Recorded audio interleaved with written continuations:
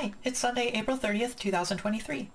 So I'm making these videos partly to record who I am at this particular point in time, but I'm also doing it so that my children and grandchildren will always have something to see, learn, and remember who I was. My main motivation is planning for my inevitable death because I'm just a super happy person, because I know that I will be one of the people who wishes they had more recordings of their parents after their deaths, and I want to lessen that eventual pain for my family.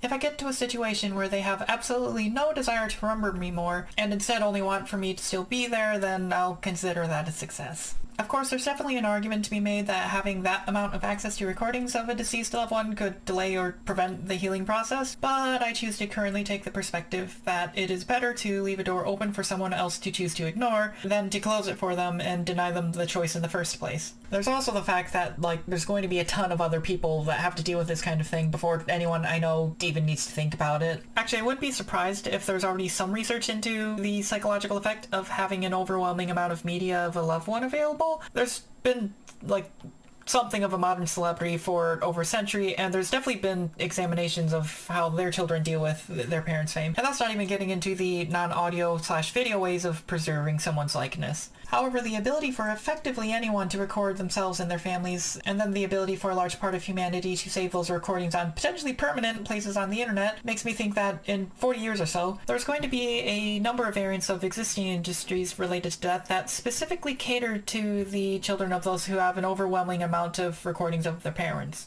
They wouldn't be large industries since most people don't create media, but I could see it being one of those things that is marketed into existence for families of those that do. Basically be a Facebook memories thing, but for people not yourself, and hopefully with fewer awkward memories. There's already problems with Facebook being all, hey, remember how 3 years ago was one of the worst days of your life? Have some pictures to remind yourself. So there'd have to be a focus on filtering out bad memories for this good memories service. Actually, this might already be a thing since I drew a direct parallel to something that actually exists. Now, a service that will probably actually happen in my lifetime and render this whole video endeavor redundant will be an AI-powered recreation of loved ones. Feed some speech transcripts into ChatGPT as training data, take its output and feed it into an 11 Labs voice recreation, throw in some deepfakery, and you have a crude imitation of someone.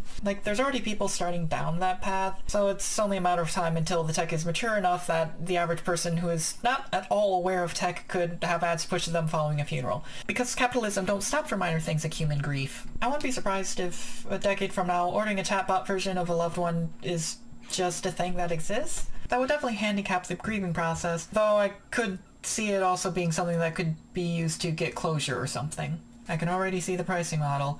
Basic tier is the last chance to say goodbye, mid-tier is the ability to talk for periods of times like a prison visit, and premium tier is unlimited access. And then the company goes under, and all the customers get to experience the death all over again. That definitely sounds like a Black Mirror episode. Anyway, I'm going to make sure that I can be remembered, even if no one ends up doing the remembering. The reason that no one will remember me is because I depress them.